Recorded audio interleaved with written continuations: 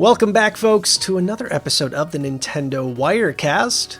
I am one of your hosts, Amiibo Jason. I have been long absent. We haven't done a podcast in a bit. TJ has been, guilting me a bit. Like, when are we going to do one of these? We got to do one of these. So he's with me here again tonight, as always. TJ, how you doing? I'm doing great. Yeah, sorry about holding your feet to the fire there. No, somebody has to. It's, one of these things. So my daughter's 3 months old now, my second daughter. Excuses. It is. I'm just most nights are great. Like, for the most part, like, it's like I get up once, my wife gets up once, and then we're good to go. But sometimes it's not. It's exhausting. And I think I might have mentioned this once before. Being a father at 27 is very different than being a new father at 35. Yeah. And maybe not for TJ, because this man is literally Superman. Like, no joke. He rips his shirt off and there's a Superman costume underneath his outfit.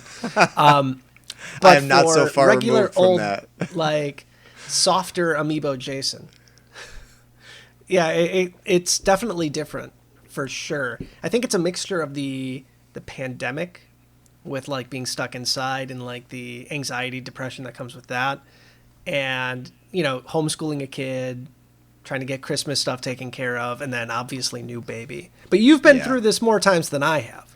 Yeah, but you said it just now. There's a lot of added pressures right now, and to you and Happily Candy's credit, I've been keeping track of this baby on social media, and she is gorgeous. You guys are doing an amazing job. So kudos to you and Mommy. Well, thank you. Many blessings heading into the next year with your growing family. I will say this. I do appreciate having somebody like you to hold my feet to the fire, as it were. Happily Candy does the same thing.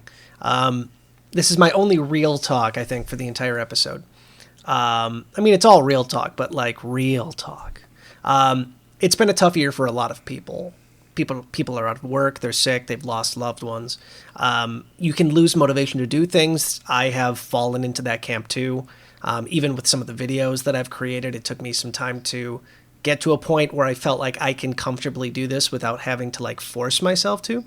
And I didn't want to force myself to make content, because that sucks the fun and the life out of it. Nintendo Wire for me it's a business, but it's always been more than that. And the last thing I wanted was to treat it like a business strictly. But thankfully, again, because of friends like you, Happily Candied, my beautiful wife, my kids, the motivation comes back, and it finally did. So if you are feeling that way, you're not alone. It's a tough year. We're at the goalposts. Who knows what 2021 is going to bring, but hey, it couldn't be too much worse. But yeah, if you're in a place like that, know that, there's hope at the end of it, and surround yourself if you can, with people who can help you kind of get out of that rut. So again, TJ, thank you for hosting this show with me for how many episodes we've done now. What, 30, 40? Yeah, I think we're getting close to 50. 50? Yeah, could be. I'm sure it is. So what's new with you? It's fun.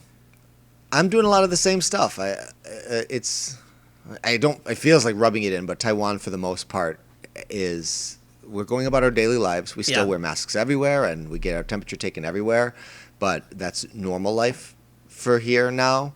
And I still get to do all the stuff that I love. So I go to the gym every day, and playing video games is still a source of fun and joy. And to kind of piggyback off of what you said, as far as content is concerned, one of the great things about Nintendo Wire is it's always been an outlet for us to explore the avenues of Nintendo in the ways that interest us. And in a lot of ways, that's driven the content in a lot of different directions. So I don't know too many channels that have such a wide variety of types of content, from original stuff and news and reviews and impressions and all that kind of stuff. So I wouldn't say that I've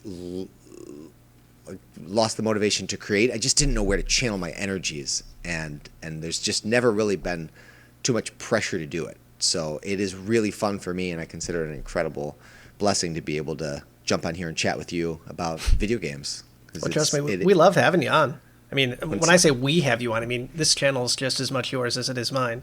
Assuming you're listening to this on YouTube and not on a podcasting channel, but Yeah, if you guys are curious, I mean, we're at like 116,000 subscribers now on Nintendo Wire on YouTube. TJ, did you want to talk to the audience about anything YouTube related yet? Yeah. You and I have recently discussed a show that I'm planning on doing next year, and it's going to be a weekly show. I hesitate to say a variety show, but it'll be a show that will draw from some of the headlines of the week, but not really a news show. More a show that is my impressions on what's ever interesting me. But it will be topical, so it'll be revolving around a lot of the current Nintendo-related news. But it'll also have some reviews and discuss what I'm playing, some community questions, a few little variety segments to kind of spice it up. And for me, it's going to be just a framework of something that allows me to channel all of my varied interests, things that maybe don't fit into what would be a proper show, like a Smash Supremacy or a Custom Conquest, but something that I could just take 30 seconds of a weekly episode and slam it in there. So and raw TJ. It'll be more like raw me TJ.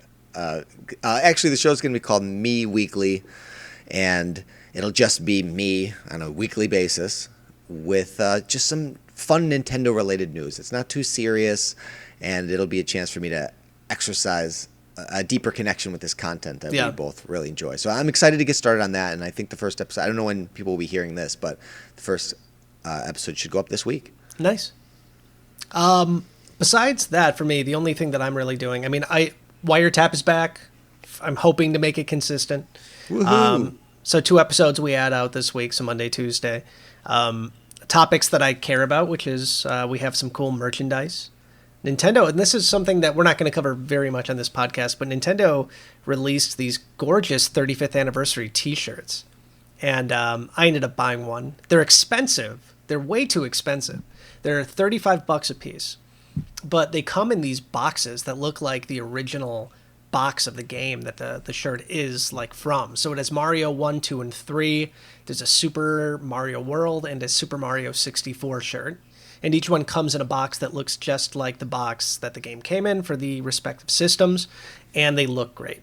So I didn't see that. That sounds cool, but actually it's making me a little bit apprehensive that they're going to do something similar for Zelda, because go for it. While I think it's cool with the Mario, it doesn't like, I'm not jumping at it, but if they did something like that with those original Zelda cartridges, and it doesn't matter what's on that T-shirt, I am a sucker for that. Yeah, that'll break my bank. Yeah, it's like for me. I mean, I got the Mario 64 shirt because again, I'm the 64 guy.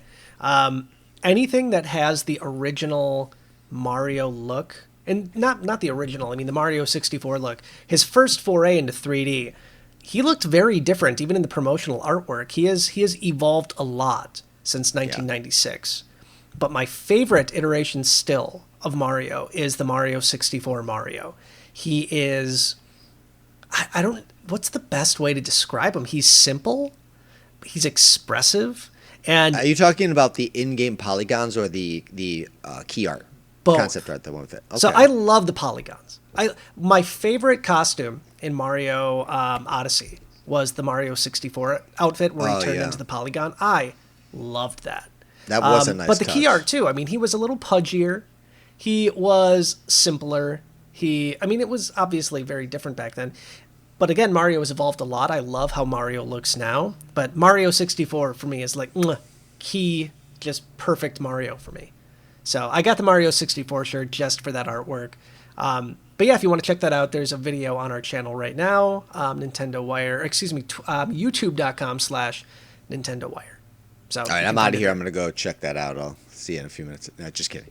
And I'm playing Ring Fit again. Yeah. Where I've been doing it now for about a week. I think I put on like between 8 to 10 pounds like the past 3 months. Muscle. I didn't quite get up to the weight that I was when I started Ring Fit the first time. So I wanted to make sure I started again before that happened. But Ring Fit, man, I still can't get over how good that game is a year later. I'm with you. You know, my brother has been in a quest to reclaim his fitness lately. Yeah. He's pretty overweight, and I think he lost like 90 pounds. And, that's amazing. And he did it without Ring Fit, but then his local gym closed down, and he needed to find some kind of way to keep going with this track. And So he has a treadmill in his house, and he plays Ring Fit on a treadmill. That is impressive. I want to do that so bad, although I know that I would be on one of those falling off treadmill compilation videos in no time on YouTube. You would boink yourself in the crotch with the I know. Oh, dude, I totally even forgot that. I'd tumble off myself in the crotch. I'd go flying off the treadmill, and it would be the funniest thing ever for everybody but me. I would pay to see that.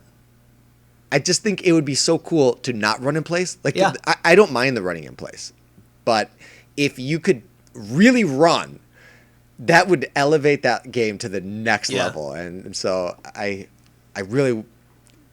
envious of his experience with the game.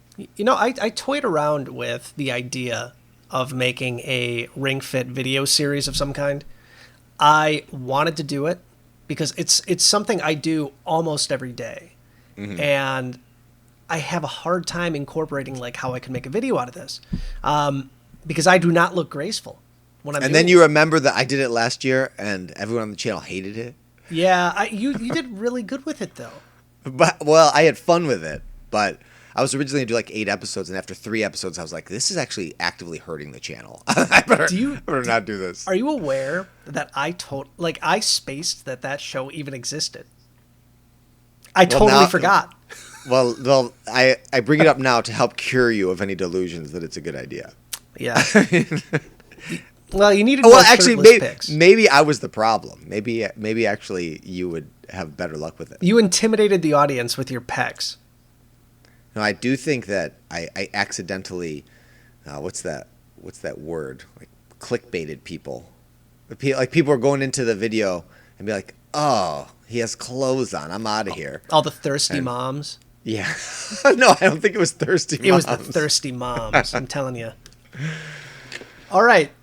So the name of the game today is kind of looking back at 2020, our favorite moments of 2020, what we were most excited for, what we might have been the most disappointed with, and then moving into 2021 because, man, I have some high hopes for 2021. The world hopefully will be getting back to a more stable place. Zelda's 35th birthday, and that's the thing I'm most excited about. Me too. Maybe in a Nintendo Switch special edition, finally, a Legend of Zelda version. I'd love that. Oh, gold. I will buy it instantly. But as far as 2020 is concerned, obviously we had the 35th anniversary of Mario.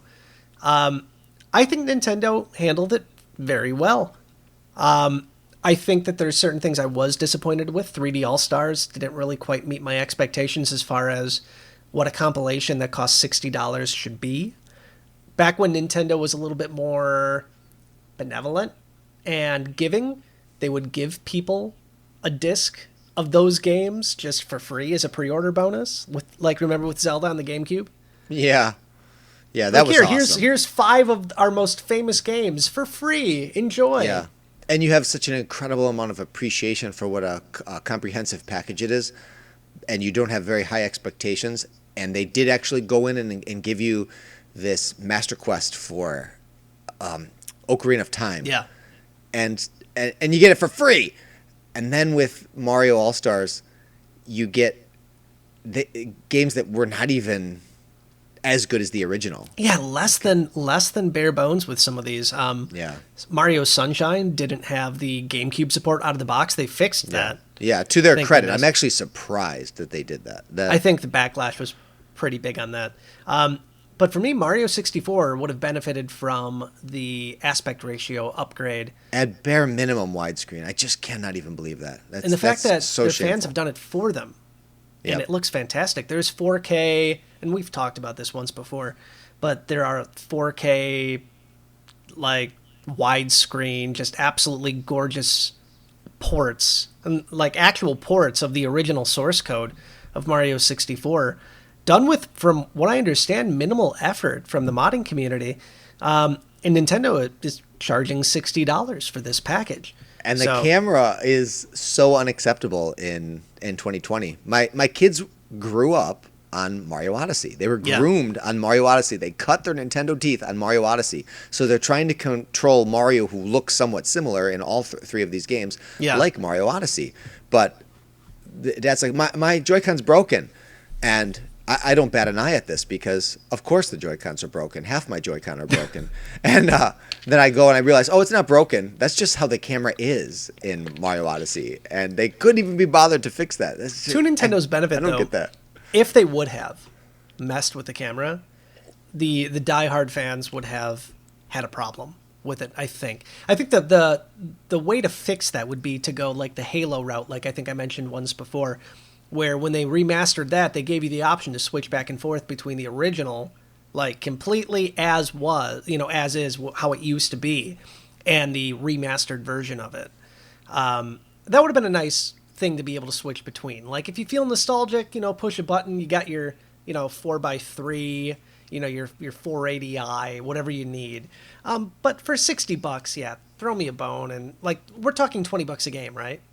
Yeah. What I do wonder, though, is was this the best that they can do under the conditions, or was this always the intention? Were they always going to distribute this package in this form, or did they come up against complications or a time crunch in the face of development challenges that made this package what it is? Modding community did it in like a weekend with the source code, so I don't think so.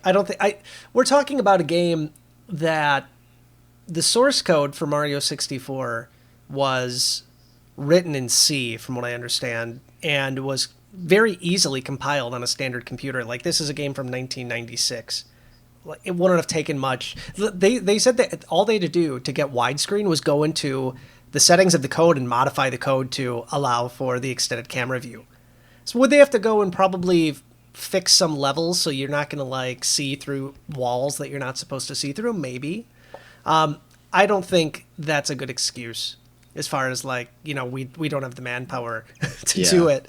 Well, I'm glad we're talking about this one first because this is definitely my biggest Nintendo disappointment of 2020. I loaded this game up twice, and both times it was just such an exercise in frustration that my feeling, and maybe I'm wrong, but because this is anecdotal to my own home, but the only way you can possibly play or enjoy these games is if you grew up playing them. You have to be used to the jank from 20 years ago to be able to actually enjoy playing it now. And I haven't played it since I originally played it. And I 100%ed all three of these games when they came out, and I never touched them since. So getting back, it's familiar in my hands, but it feels so awful. It just feels like so awful to play that I don't want to. And my kids, they're like, Dad, why is Mario so horrible in this game? I'm like, I don't know, child. I don't know. I gave up on Sunshine again. I was fighting Petey Piranha, the flying version of him. Yeah. And I could not hit him. Could not do it.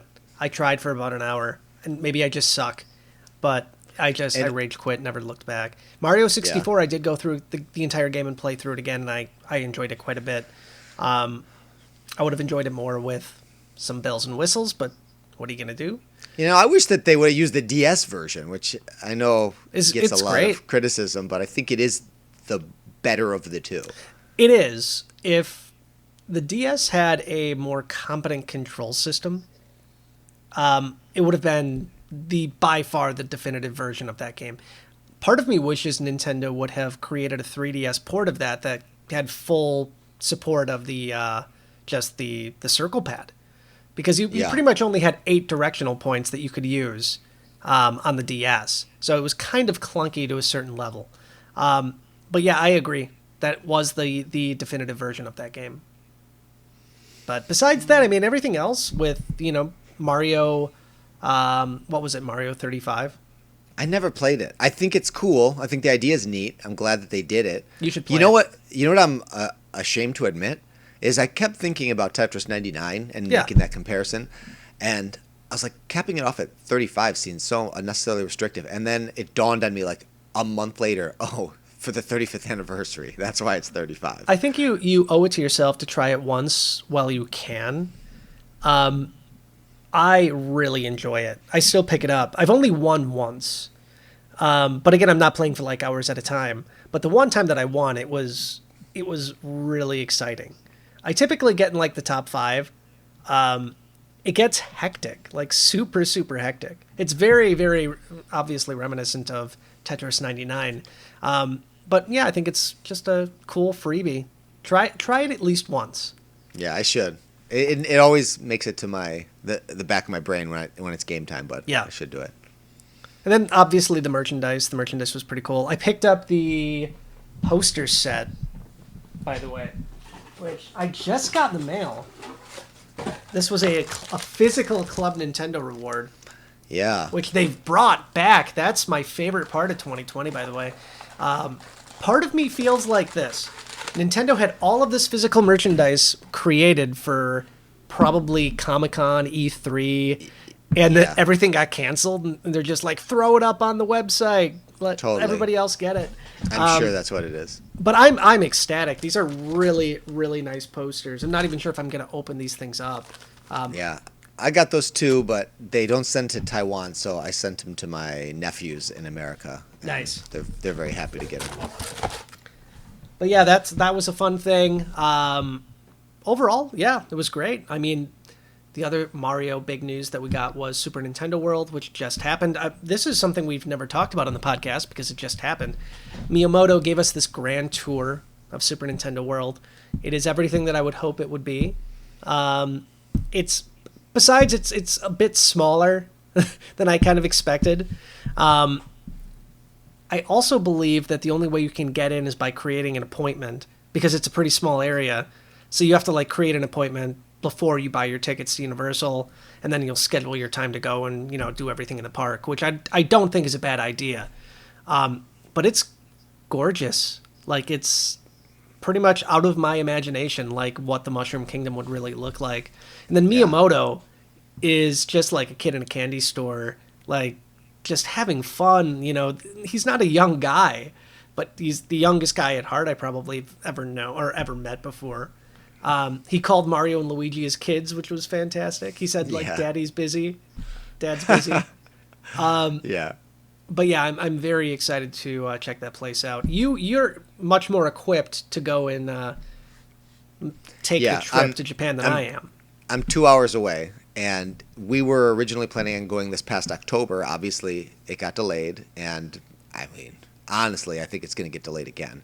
But as soon as it's open and it's safe, I'm going to take the family over there. My wife was very supportive of my insistence that we were going to do this. We've been planning this since before my third kid was even born. Yeah. And now, after watching that direct, my wife is like, okay, I'm not going to lie. I am really excited to go. I want to eat that food. I want to see that stuff. That looks super fun. The size of it is actually pretty much in keeping with what I expected. I worked at Universal in Hollywood, and the real estate in California is very limited, and I think Japan is in a super similar situation. So the biggest and best is almost undoubtedly going to be Orlando whenever they do finally open that one, because they're spoiled for space. If they need more space for an attraction, they just buy more. Yeah, it's all swampland. Right. So they have no limitation. They can make it whatever they want. But if something's going to go up in California, something else needs to come down. Yeah. And that's what happened with Harry Potter. So the Harry Potter there is very small. But what had me very hopeful was being able to witness from the inside the construction of Harry Potter and how they really made the most out of what they had. The people who designed that are geniuses, and you feel like you're in this world, even though it is such a small amount of real estate. And when I saw Miyamoto walking through it, I realized that the actual square footage is quite limited, but the experience is very large. So there's so much to do in that little space and so much to see. And if you are a Nintendo fan, it's definitely an experience worth making. And for as close as I am, I cannot wait to go do it. So there's two rides. You have Yoshi's Adventure, which looks like more of a tour, like you ride on a Yoshi. Yeah. Captain Toad is like the guy guiding you on the tour, which I think is fantastic. Awesome. And then the bigger ride, which is the AR experience Mario Kart, which in the age of COVID, watching the fact that you have to put these shared glasses on. Yeah. I don't know how they're gonna sanitize those, but I'm sure they'll figure it out. I think Japan closed its borders again, though, too, right? They did. So that makes it even more tricky at this point. And this year is supposed to be the Olympics that were delayed from last year. I don't really. It's hard for me to imagine that that's going to be able to happen. So I guess it depends on like how quickly the vaccines are going to get distributed. At least in the States, I have a handful of friends, one writer on the Nintendo Wire team, who got their first vaccination. But again, these are all people in the healthcare field, and it's going to take time. I would imagine that it's going to be mid 2021 before anything's going to even have like a hint of normalcy. But we'll see. And that's right when the Olympics are, so it's going to be cutting it super close. Right. I definitely don't want to get over there during Olympics because I think that this is going to be a hot attraction during that time. And coming from a theme park background, I want to be there when it's cold and rainy. I want to be there when no one else is there so that I can really soak everything in and not be losing my kids in a crowd. Yeah.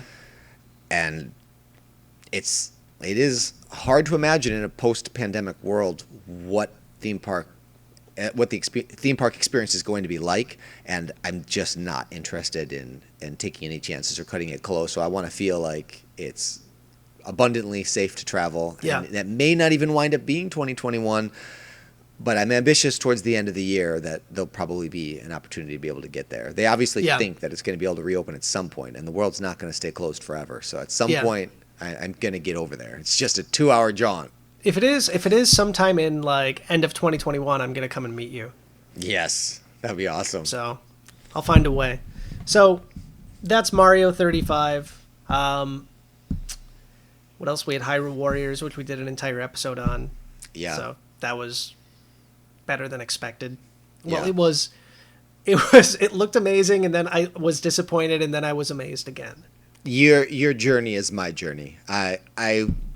The game was straight out of a dream, and then when I actually tried the demo, I was really deflated. Yeah. And then after playing it for a while, like I had to get a little bit used to the frame rate and the performance, and then once I acclimated to that, the game was a real joy. Yeah. And even though it did exactly what I was afraid it would do, I realized that was its own form of wish fulfillment. Like who would not want to change the fate of their most beloved heroes if you have the power to be able to impact this? And it still puts the power in my hands. It still lets me do it. I have to still affect that outcome through my gaming skills, my abilities. And it allowed me to experience things in the Breath of the Wild world with Breath of the Wild characters that I didn't even know I wanted, and that was cathartic in a way that I didn't even know I needed. Yeah. And it actually did really make me feel a lot better than if I got the game I expected, I think. In hindsight, what they did with that game I've really warmed up to. I feel the same way, and I'm hoping we get DLC. I imagine we're going to get it. I mean, the game was data mined, and I'm not going to ruin what they found in the game, but there's new characters they found, voice samples of those characters in battle. Yeah, it certainly could be cut content, but could be. But I do hope that it is DLC. I hope Nintendo that there's more. milked the first one, so I'm sure they're going to do the same thing. I can definitely see there being so much room for expansion. There are so many questions unanswered. There are so many holes that leaves room to explore, and I really badly want to explore it. I 100%ed it, and I'm ready to go back. New Amiibo would be awesome. But we had that. Oh, we had Mario Lego in 2020, which I went crazy and I bought all of it, and then I regretted buying all of it because my daughter stopped liking Lego halfway through building it. But the time we had actually doing the ones we did, she really enjoyed it. And there's even more coming out on January 1st. There's like 3 new sets, 3 new costumes. So expect more Lego content coming in the future from Lego and Nintendo. So we had that. Yeah, I also went all in with those Legos, and I actually randomly re-listened to an episode where we extensively reviewed it. Yeah. And it I re-experienced the joy of seeing my kids like fawn over this fun set and the frustration of looking for every lost piece. And, and so we have them all, and some of them are half assembled on a shelf and some of them are just in a big bucket. But I have to say, while I did enjoy it, I do have some regrets because I have more anxiety about losing the pieces than I do fun of playing with them. So that I guess I'm not a very Lego compatible dad. You got to glue them together. It takes away half the fun, but hey. Yeah. Break out the Craggle. So for me, it was weird because, again, I have this Amiibo mentality where I wanted to collect all of them. And I was like, I'm going to miss out. I got to go get them. I got to go find them. And I still have sets I've not even opened. I have a couple sets behind me that are still in the box. So at some point, I'll get there. But I'm not going to go that gung-ho with the next wave of these.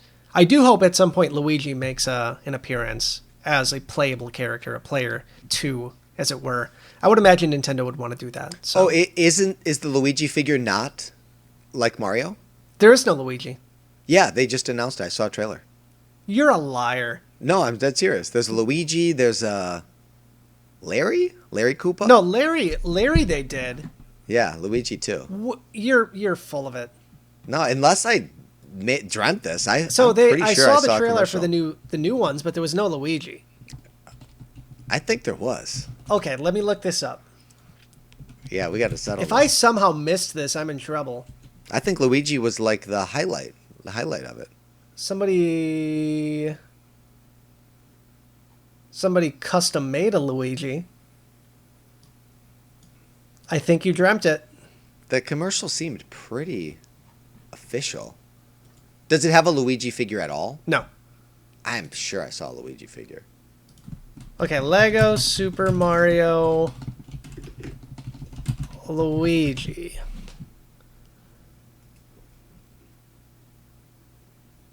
There's a custom set. I'm sorry, man. I think you dreamed it. I wonder if it's possible to have seen a super legit commercial with a custom. You made me doubt my Nintendo Wire abilities, because if I missed that, that would have been big.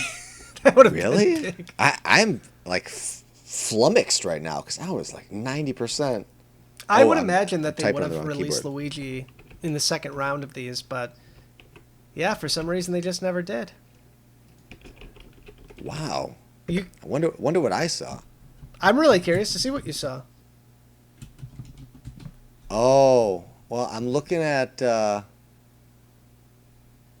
little search on YouTube, and I'm seeing a bunch of custom Luigis.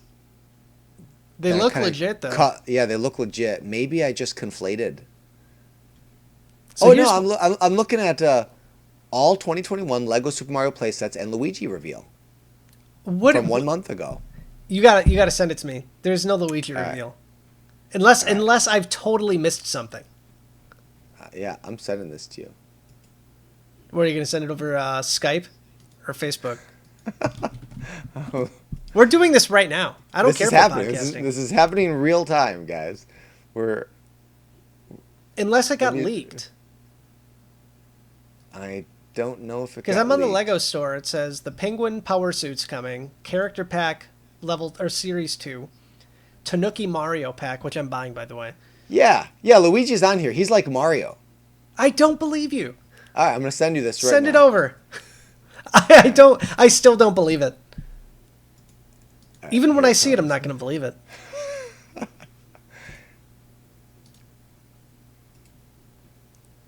right, where are you sending this? Right. Sending it in Facebook. Okay. I got two keyboards in front of me, so I keep messing up which one is which. All right. It has been sent. All right. Let's see. I don't know if I trust this channel called Puppet Steve. Hey, Puppet Steve is legit. All right, let's see. I think it's clickbait. All right, new expansion sets. I'm zooming through this to even see if I can find Luigi in here anywhere. Puppet Steve's a clickbaiter. There's nothing Luigi in this. I saw Luigi. I clicked through it too. I saw Luigi in there. Okay, it's because it has green Luigi. Isn't okay? Wait, what? I still call shenanigans. You give me a timestamp where you see Luigi. Okay. Well, even if he's oh, wait. So, yeah, Luigi did pop up under new expansion sets. But is this in the video or... Because I don't... Yeah, I don't know. Nope, it's not in the video. This is pure speculation. So he put this up like this Puppet Steve guy. Puppet Steve lied to me? Puppet Steve is a liar. He's a fraud. Well, you can see why I was confused. Puppet Steve has 800,000 subscribers, so I probably shouldn't be talking crap about him. He's saying because the screen that says new expansion sets is green, that must somehow confirm Luigi's coming, which it could. Okay. It could. So, but in my defense, the thumbnails include all of the legit reveals and Luigi prominently featured right there. I'm keeping this entire thing in. So I naturally assumed that it was just part of it. And I've never had to think of it. I've never had to give it any real brain power until this very moment. Unless... Yeah, he's a clickbaiter. He clickbaited us. So Puppet Steve! Oh, well. So besides that, yeah, I mean... So I hope you guys enjoyed the last 7 fun. minutes. The last 7 minutes of our... That's okay. This was Lego Luigi Mystery Adventure. Yeah. So I'm not cutting that. I'm not. I'm just... It's part laziness. in part, I actually quite enjoyed that. If you guys sat through that and you're still with us, bless you. Thank you. I feel like the people that are listening to this podcast are with us for us, not necessarily the content. So what I wish that I could hear is all of the people screaming at their phone, like, TJ, you are fooled, you fool! There's no set. Oh man, now I gotta put this on YouTube now too. All right, let's move into 2021 real quick. Yeah. Do you have anything else for 2020? Oh, one last thing. Yeah. I threw a little bit of shade, I think, at Nintendo about Pikmin 3 Deluxe, mostly because I love the first two games, and I just could not find an acceptable way to play it on the Wii U. Yeah. But I really, really enjoyed it on Switch. I played it through by myself and found it to be really fun. I love Pikmin. I love these guys. I'm glad that I was able to have some way to finally interface with this. But what really won me on this game is the two-player co-op, which was not part of the original package. And being able to play this game with my son in particular, who has just since become obsessed. Like Luigi's Mansion 3 was his jam. He and I would bust out as Luigi and Guigi for the better part of last year. And this year, we've been doing the same thing in Pikmin. So I just run around and I'm like a support unit helping him out as he's really exploring the game. And watching his burgeoning video game skills come out has been awesome. At first I thought this game would be too complex for him. He's almost 6, but he mastered it in no time. Now he's far superior to me. He mimics the movement of the characters, and he's so in love with Pikmin. And my wife and I bought him all these little Pikmin plush for his birthday. Not for his birthday, for Christmas. And he hugs them dear and tight every night. He makes them hit each other with the buds. So I'm very thankful for Pikmin 3 this year, because it was just another way for me to be able to bond with my kids over games, and that was a big one. I haven't picked it up yet.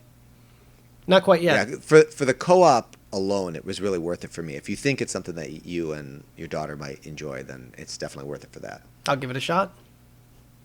So, 2021, I firmly, and I'm going to go my biggest hope for 2021 first. I think Nintendo is going to have a hardware revision of the Switch in 2021. I think it's about time and it makes sense. PS5, Xbox Series X are out. Nintendo has reportedly already told some of their content developers to create higher resolution assets for Switch games in the future. If some reports can be believed, which I tend to think they can be. I would like to see some sort of revision on the Switch, and I think Hyrule Warriors is a good indication of why that should be the case. Yeah. Something with a bit more power that can give us either A, high resolution, or B, for me, a smoother frame rate on Yeah. some games. Both, please. Yes. Yeah, both would be preferable. So, but again, I think that's what game companies are doing now. They're giving people the option. They say, we have a performance mode, which will give you higher frame rate, or we have this cinematic mode, which gives you a more cinematic, like 24 to 30 frames a second, but we get 4K, HDR, ray tracing, all this other stuff. So I wouldn't be surprised if Nintendo takes a similar approach with some of their games too. But the Switch is doing well enough. So, I mean, I can't imagine Nintendo is feeling the heat from these other consoles so much, but they haven't had real competition from new consoles in some time. Nintendo released the Switch right in the middle of a console life cycle. What even is a life cycle of a console anymore? There's no such thing as a console generation, I think. I think this kind of... Each company now has their own console generation. Because Nintendo broke the cycle with the Wii U, and the Wii U had a really short life. Yeah. And the Switch came in mid-cycle. So is Switch the same generation as the current Xbox and PlayStation? It seems weird. It almost seems like the Wii U and the Switch are of the same generation. Yeah. And a lot of people kind of, I think, in their headspace, that's kind of how they categorically separate it. For me, I think Nintendo's just not playing that game. It doesn't. They have no reason to play that game. I do think, though, as technology gets a bit better and developers want to put games on the Switch, I think Doom Eternal is a very good example of that. Yeah. Where it's playable, but if you had the opportunity to play it on a different system, you should. That's more to the point, is that it's not so much that they need to make a revision for the Switch's sake, it's for third-party sake. Yeah. They could continue to make their own games on their own hardware, given its limitations, as much as they want.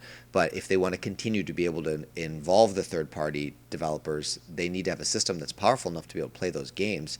They could maybe continue to experiment with streaming it, but I do think that we have not quite advanced far enough along where, in America at least, the internet is reliable and steady throughout enough of the country for that to be a viable way for a lot of people to play. Yeah. No, yeah, I agree. And I played Contact completely. Control? What was it? Yeah, Control. Excuse me. And I played that on the cloud service, and it played well enough. But it's not feasible for so many people. So that makes sense. But I do think 2021 is the year of the Switch Pro. I think it's going to happen at some point this year. Maybe it would be some sort of E3 announcement. You think it's launching with Breath of the Wild 2? That would make the most sense. And I would absolutely love that. It would be a system seller. You could make a special edition Switch Pro with whatever bells and whistles you'd want on it, and I would buy it. Everybody else I know would buy it. But again, I think it's a weird little dance Nintendo would have to do to say, would we create games specifically for this new hardware, or would all games need to be backwards compatible? If Cyberpunk 2077 has taught me anything, it's that some games shouldn't be backwards compatible. Yeah. So if you're unaware of the reference, which I'm sure nobody is, the PlayStation 4 and Xbox Series, not Series, the Xbox One, their naming conventions are so bad. I know. Are darn near unplayable. I have Yep. I played the PS5 version, which is essentially just the PS4 Pro version, and it's playable to a point, but it's not fantastic. Yeah. But I guess Nintendo would have to make that decision at that point. They made that decision with a few games on the new 3DS, but it was sparing. And the CPU increases on the new 3DS compared to the 3DS were pretty minimal for the most part. Because the install base on the Switch is so big. If they are doing a Switch Pro or a Switch Model 2, that particular one, if it's anywhere close, it's going to be 100% backwards compatible with the Switch. I'm positive, because their install base is really what what is driving, I think, their success right now. Yeah. It's tough, though. Like I said, it's for a lot of third parties, I think Nintendo would say, hey, we really want you to push, like, you need to have some sort of mode for each of these. But again, for sure. companies like Bethesda or Panic Button that are, bringing Doom Eternal, would they want to waste their time creating a Switch version just that barely plays?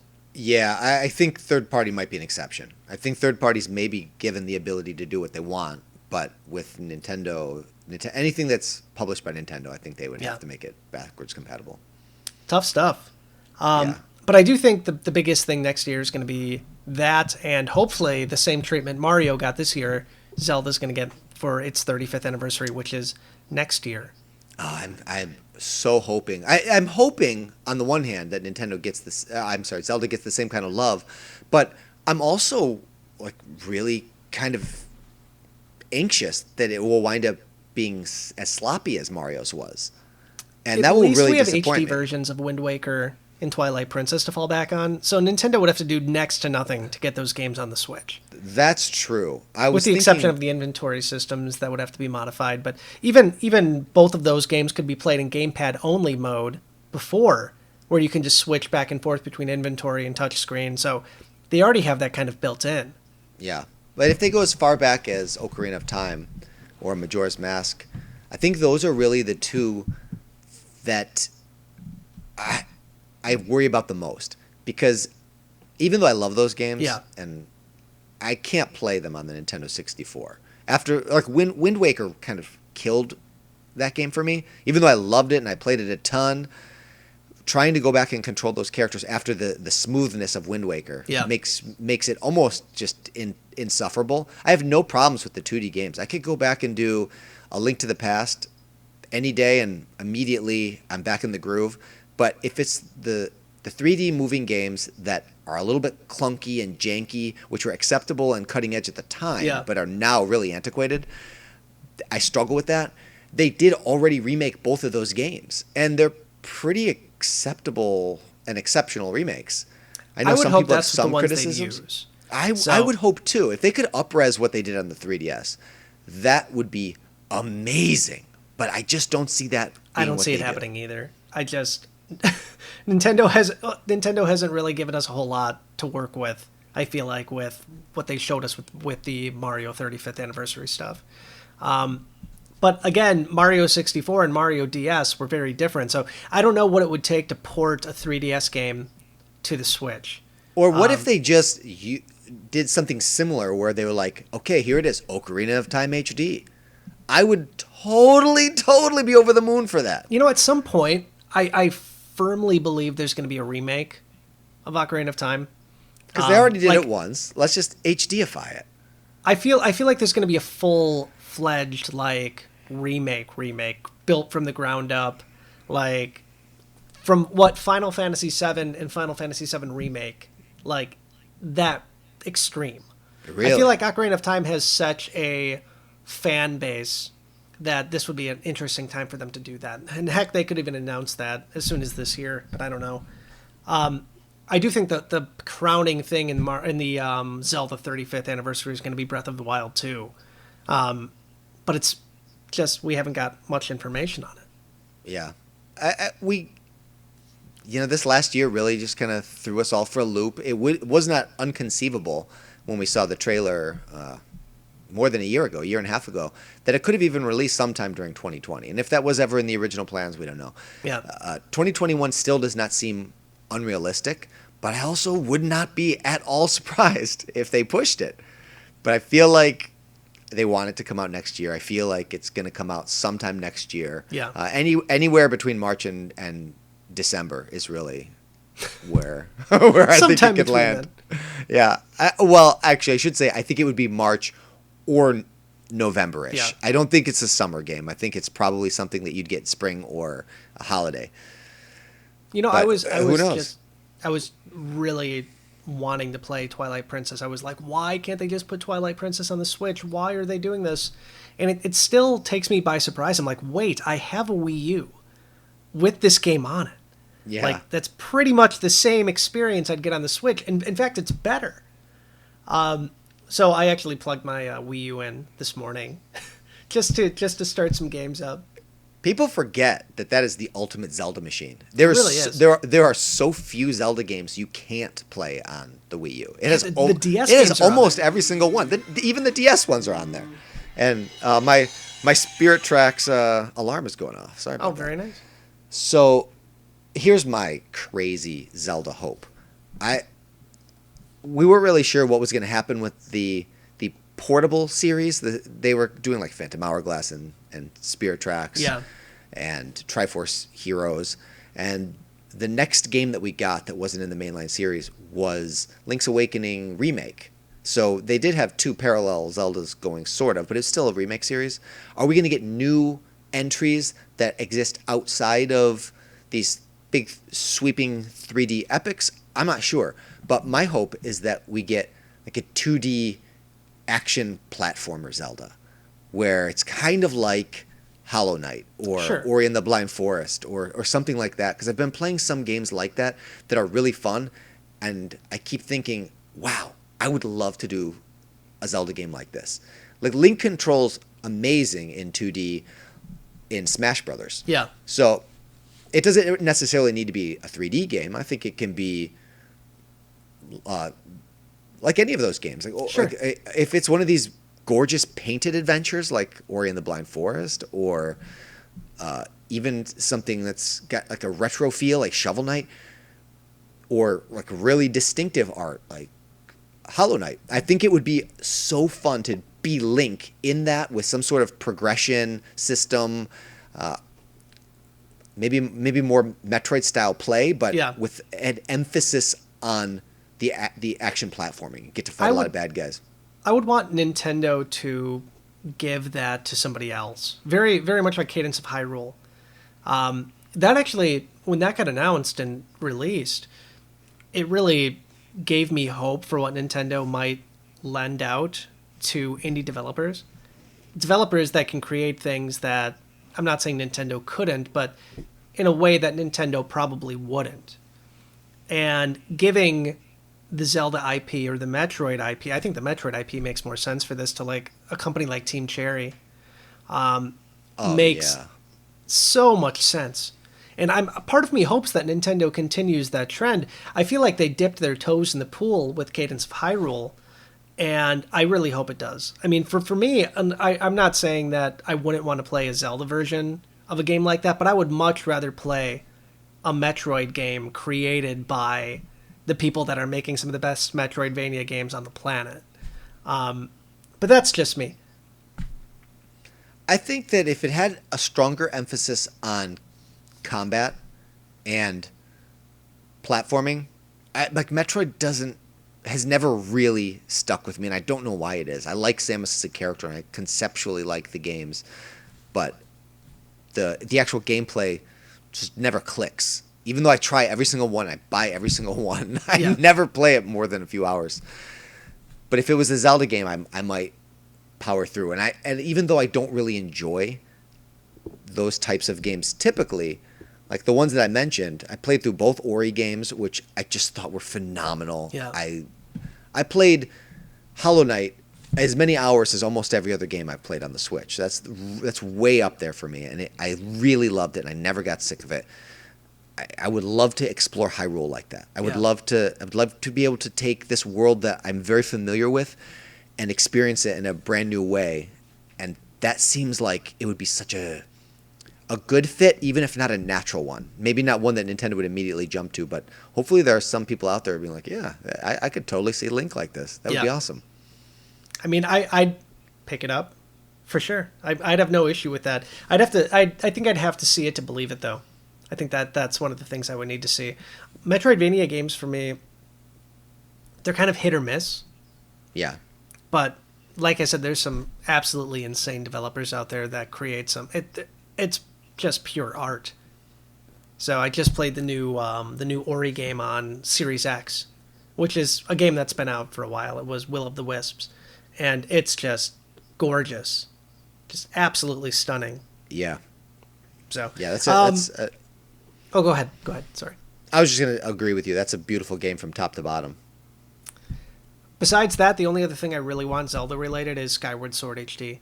I still think Skyward Sword is one of the best Zelda games from a narrative standpoint. Take out some of the clunky motion controls if you can. Yeah, I'm curious to see how they reconcile that. I don't know. Part of me feels like it would be Joy-Con only if they had to. But which are inferior in all ways. The interface with the motion control on Joy-Con cannot measure up to the Wii Motion Plus with the sensor bar. So and that already like barely worked. I loved it. I got through it. But there were many times where I was like, that is not the gesture I did. That is not the gesture I did. And the game, and that's a frustrating thing for a gamer to do, is when your intention is betrayed by your character's action. So if you feel like you did a certain thing and your character doesn't do it, then I do think that that's a problem with the design. I think that the Switch would really struggle with that. Even just having the difference between the Wii U motion control in Breath of the Wild's aiming and the Switch motion control in Breath of the Wild aiming, the Switch is like not even close to the Wii U's precision and sensitivity. So a game that's dedicated to that, I don't know how they work around that. You know, I do know how they work around it. They sell a sensor bar, and they pack in the sensor bar and they make you do that way. They would dump motion controls first. I'm not sure how they would do it. I hope that they do find some way to reimagine that game. If they do find a way to maybe make it a little bit more traditional, where you have button interface with that game, that would be interesting. I think the game would be painfully easy. Be too simple. Everyone would be painfully easy. So it's I struggle with how they would do it. Me too. I do think that they'll somehow cater it to the Joy-Con. I mean, the Joy-Con have pretty good. I personally don't really see too many issues with the Joy-Con as far as like movement. The only real game I've had that had me moving the Joy-Con like in crazy ways was like 1-2 Switch. Yeah. Which did a decent enough job. Hyrule Warriors Age of Calamity's motion control it broke the game. It was but I think a lot of it's an afterthought too. Not necessarily an afterthought, but it wasn't the main way like it was expecting you to use combat. Right. So I don't know. We'll see. But sure imagine Nintendo if it was. Yeah. I hope it happens. I hope it does happen. I'm a Nintendo stockholder, so I want them to make that money too. So I want the year to be littered with awesome Zelda stuff. And me too. I hope it does go. Of course, games is where I want it to be centered, because that's the primary way that we experience Zelda stuff. But if it also has a bunch of cool ancillary merchandise, I would not be in any way opposed to that. It's a lot harder for me to get out here, but I still think that it would be a cool way to celebrate. And we don't even know that they're going to. Like, they have acknowledged a lot of Zelda's big milestones over the years, but we have no guarantee that they're going to even make mention of it. It might just be, one? Yeah, let's lay it on me. Game & Watch, Legend of Zelda. Oh, give it to me! It's going to happen. Give it to me right now. That's happening. I mean, I would imagine that would happen.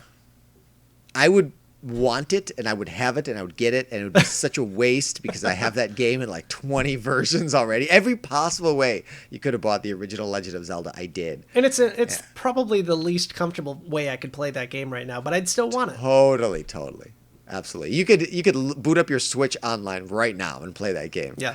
You could also plug in your NES Mini, or you could just get your original NES, or you could play it on your GameCube, or Wii U, or Wii. There's so many different ways to play that game that this would be the worst, but I would still. And I'd pay $50 for it. Me too.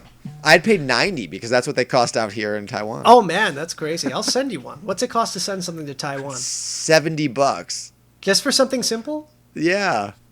Oh man, it's crazy. I'll figure something out. I'll make the trip out there. Yeah, there we go. TJ, I would love to keep going. I got to get a Ring Fit adventure in tonight. Where can the good folks at home find you? One more quick thing. One more. All right, you got it. This one is never going to happen, but I'm so ready for it, and I just want to put it out into the universe. Punch-Out Switch. I need another Punch-Out game. It's been too long. Get fitness boxing. Same thing.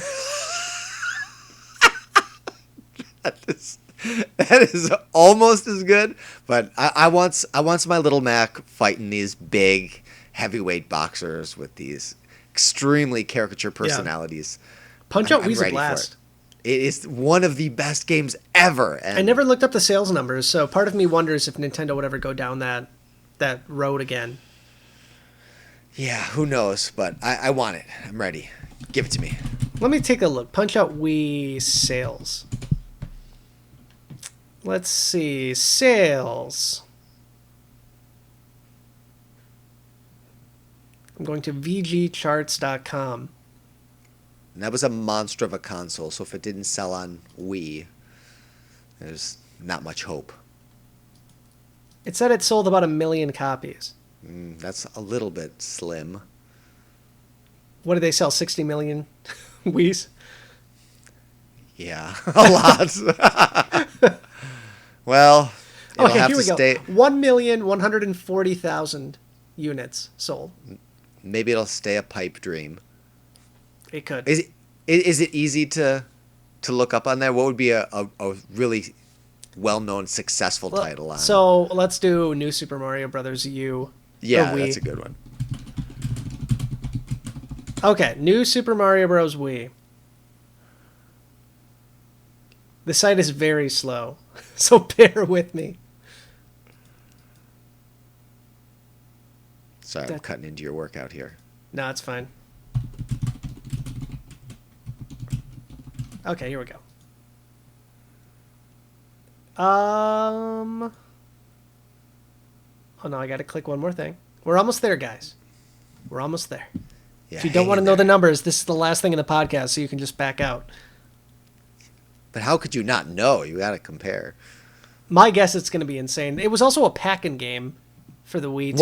Was it? I thought Wii Sports. So there was a red Wii console that had this one packed in. Ah. So this might not even include those sales, would it? That one had 30,320,000. 30 million. So it did 30 times more. So actually Punch-Out didn't do that bad if you compare that. I think it did pretty bad if you compare it there.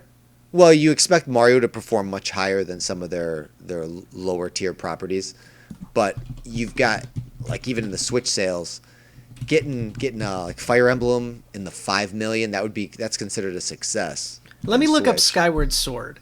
I think that was never a pack-in, but that's a huge Nintendo franchise. I'm curious to see what Skyward Sword sold. Yeah, because it's definitely less than Mario.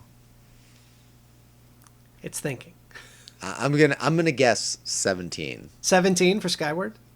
Yeah. I'm gonna go 12. You're probably right. It's probably. I hope it did better. We're gonna find out in 30 seconds. Maybe more, maybe less. This is even more exciting countdown than the one into the new year. It really is. Here we go. The page loaded. The only thing that didn't load. Oh, here we go. 3,670,000. All right, so when you consider Zelda did 3 million, and that really puts into perspective what a tremendous juggernaut Breath of the Wild is. Even Age of Calamity sold better than that game. So 3 million from Zelda, 1 million from Punch-Out is probably a success. That's probably considered a good thing. And Punch-Out probably had a fraction of the development cost. Totally. And definitely far less promotion. Yeah. So, who knows? That's mildly encouraging. I still don't see it happening anytime soon. I'll cross my fingers for you. I really wouldn't mind playing that game again, too. It was definitely a blast. All right, thanks for indulging me, man. Of course. If you guys want to find me, you can check me out right here on the Nintendo Wire. Well, I say right here because I'm assuming you're watching this on YouTube, but if you're listening to this on some podcast thing, you can find me on YouTube, Nintendo Wire YouTube channel. I'm going to be starting a new weekly show starting this week, so hopefully you'll tune in. It's really flexible format, so I look forward to your thoughts and your criticisms in the comments. Help me shape the show into something that's fun for everybody. If you want to follow me on social media, you can keep track of me on Twitter at Custom Conquest or on Instagram at Forever Fitness TJ. You can find me, once again, on the Nintendo Wire YouTube channel. On Twitter, we have quite a few. At Amiibo News is still alive and kicking.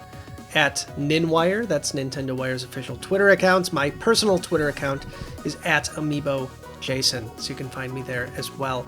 If you are looking to start Ring Fit, we set up a Discord server where you can show your results, take pictures of your progress. You can find a link to that on my personal Twitter account at Amiibo Jason. That's it for me. If you enjoyed this, if you are listening on iTunes or Spotify, if you want to give us a review, thumbs up, 5 stars, whatever the review score lets you give, that would be appreciated. We'd love that, and hopefully we'll do this more consistently in 2021. So, TJ, anything else? That's it, brother. All right, stay wired in. Thanks for playing.